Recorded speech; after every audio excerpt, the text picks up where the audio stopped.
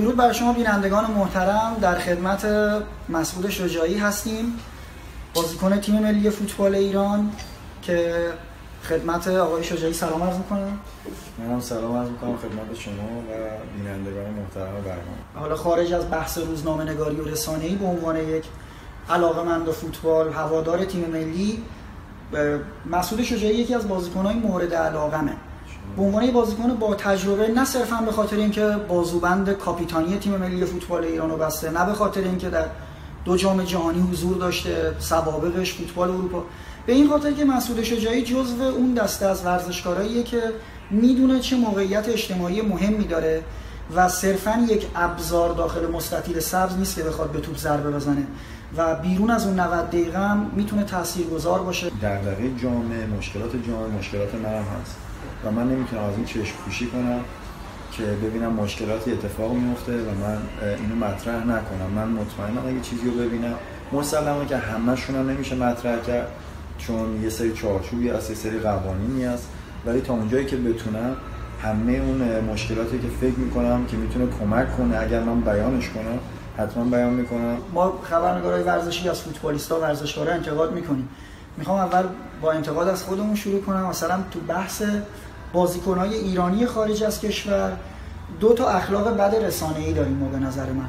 یکیش اینه که بازیکنایی که در ایران هستن به هر دلیلی بعضی از رسانه‌ها مدام هر سال میگن که اینا دارن میرن آلمان، ایتالیا، فرانسه، پیشنهاد دارن، بر سر دوراهی و سراحی هستن، ولی در عمل اون بازیکن هر سال همچنان تو ایرانه.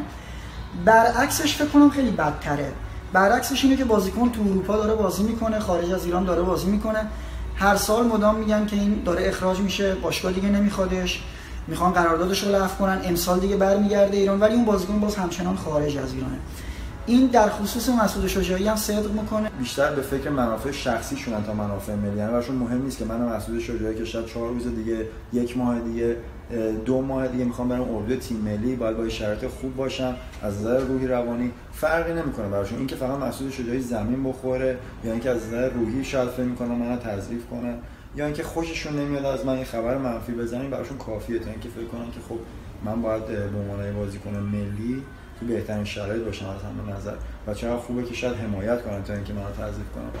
ولی هاشمیان 11 سال 12 سال تو فوتبال آلمان بازی کرد، 16 تا گل توی فصل زد، گلای خوبی زد برای تیمش، بایر مونیخ رفت، ولی آیا آنچنان که باید شاید به وحید هاشمیان پرداختن؟ چون وحید هاشمیان باج نمیداد به کسی، به رسانه باج نمیداد، به سیستم فاسد فوتبال باج نمیداد، کار خودش رو میکرد، اون اصول چارچوبش رو رعایت میکرد، تامینش رو میکرد، بازیش رو میکرد، به اصل کار توجه داشت، به حاشیه. بخاطر همین بهش بهایی ندادن، بهش آنچنان که حقش بود و باید نپرداختن. خب وحیدم مثل خیلی از فوتبالیست‌های دیگه وحیدم فراموش میشه بعد از مدتی. حالا ان شاءالله که تو عرصه مربیگری برمیگردن و موفق میشن 100%.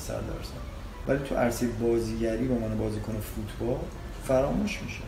چون رساله‌شون بازیکن میگه که اصلا نصف شاید ربع افتخارات وحیدشون نداشتن، ولی همچنان تیتر روزنامه‌ها بزرگنمایی میشه در مورد و بیشتری لطمه هم خود همون بازیکن میخوره. دقیقاً. تا حالا این سالها پیش اومده که مثلا از مسئولینی که در رابطه با همه این موضوعاتی که گفتی در واقع منصبی دارن، مسئولیتی دارن و میتونن تاثیرگذار باشن، ازت بخوان باهات صحبت کنن، نقطه نظرات تو جویا بشن و بخوان به کار ببرن. مطمئنا که اگر این اتفاق می‌خواست بیفته، من فکر می‌کنم از اولین کسی که باید سوال می‌کنه آقای علی دایی بود، با همین تجربه‌ای که داشت. ایشون یه فرد تحصیل کرده است اولا، دوما تجربه خیلی بزرگی تو فوتبال اروپا داره. آقای مهدوی که آقای هاشمیان، خب اینا چندین سال تو فوتبال اروپا بودن و مطمئنا از اینا باید سوال می‌شده، جواد نکونا، علی کریمی، ولی مگه شده که از من بپرسن؟ بعد تو این 2-3 سال خیلی گفته شد که کمیسیون اصل 90 پیگیر، مجلس گزارش تحقیق و تفحص از فساد فوتبالی رو پیگیری کرده، یه پرونده‌ای قطور شده، به زودی به قوه قضاییه ارائه میشه، ولی در نهایت ما خودمون رسانه‌ای‌ها رو خیلی پیگیری کردیم ولی متوجه نشدیم که به کجا رسید، چی شد. مطمئن ببین اگر که قرار باشه این پرونده به قول خودشون قطور رو بشه، دست خیلی رو میشه. بس فکر کنم خیلی جالب نباشه براشون که بخوان پیگیری کنن این قضیه رو، چون میگم 1 نفر 2 نفر هم سیستم فاسده، سیستم فوتبال ما، ورزش ما فاسده. و این فساد فقط مالی نیست، نه خیلی فساد مالی، فساد اخلاقیه بیشتر. به اندازه مالی نمیگم بیشتر، به اندازه مالی فساد اخلاقی هم هست تو فوتبال. ما وقتی میگم، بازم عرض میکنم، وقتی میگم فوتبال، ما اون تمرکزمون روی زمین یا روی بازیکن یا روی مربی نباشه. من وقتی میگم عرض میکنم میگم فوتبال، مطبوعاتمون هست، باشگاهداریمون هست، نمیدونم بازیکنمون هست، مربیمون هست، رئیس باشگاه هست، همه چی اینا همه مجموعش میشه فوتبال. اینا همه فاسد. و وقتی هم میگم فساد، منظورم فساد مجموعه از سیستم، نه فرد سالم داریم، داره کار میکنه، کار خودش انجام میده، کارش هم مثبته، ولی سیستم فاسده. یعنی بودن کسایی که مثلا به بازیکن‌ها میگفتن که با یه همچین مبلغی ما میتونیم تو رو ببریم تیم ملی. 100% به خود من پیشنهاد دادن اون موقع که جوون بودم. به من نگفتن با چنین مبلغ، گفتن اگر میخوای تو تیم ملی همچنان بمونی باید این پولو بدی. گفتم به من، ولی من جواب ندادم. هر دفعه به یه طریقی سعی کردم که واقعا قضیه رو الان تو آگهیایی که برای مدارس فوتبال هم منتشر میشه تو رسانه‌های رسمی علنی می‌نویسن که معرفی به تیم‌های لیگ برتری، یعنی یه پولی بیشتری میگیرن و تضمین میدن که آخه جالب اینجاست الان اینا می‌نویسن کی رسیدگی میکنه؟ مگه نمی‌بینی؟ چرا رسیدگی نمیشه؟ چرا نمیشه؟ خب چون سیستم فاسده.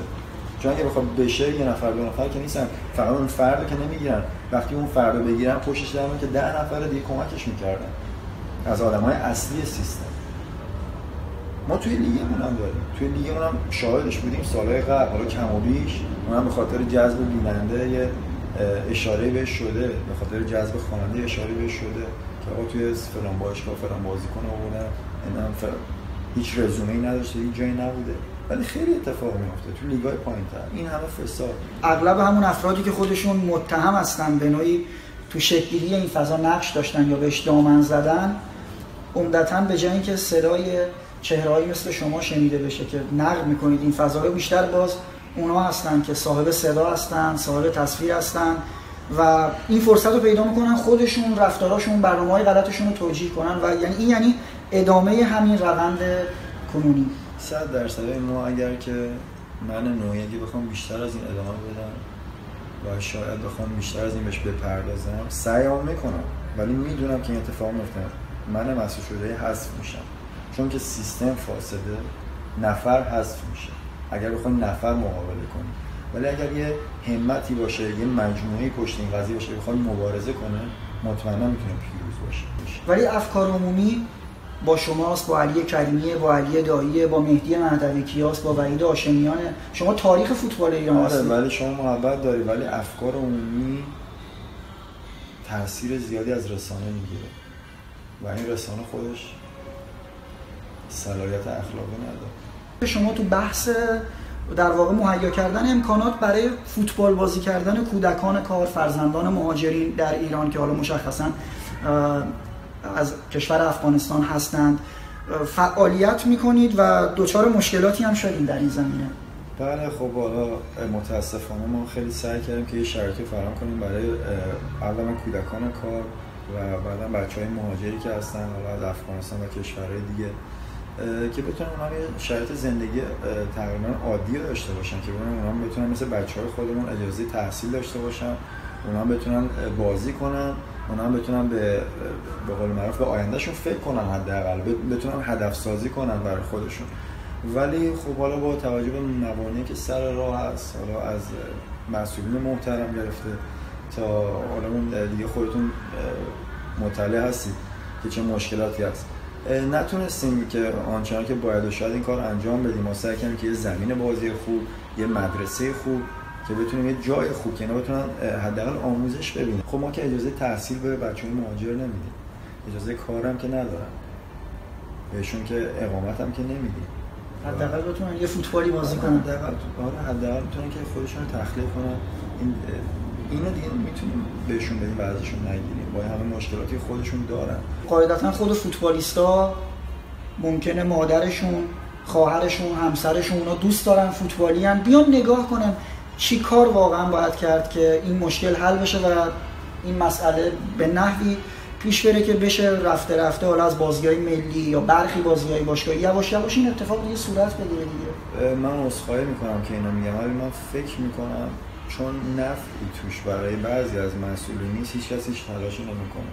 شاید از نظر مالی و از نظر تبلیغاتی شاید نفعی داشت، خیلی مانور روش میکردن، خیلی تلاش میکردن. منم دوست دارم که مادرم، خواهرم، اصلا یه دختر ایرانی بیاد توی ورزشگاه، چرا نباید بیاد؟ شما میدونید که چقدر دختر طرفدار فوتبال هستن توی، چقدر خانم هستن که طرفدار فوتبالن و شاید آرزوشون باشه برای یک بار بیان توی استادیوم.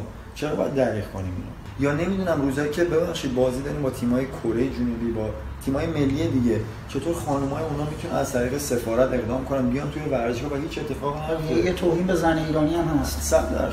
توی سال‌های آینده‌ای که ان شاءالله که اگر زنده باشن بتونم اینو ببینم.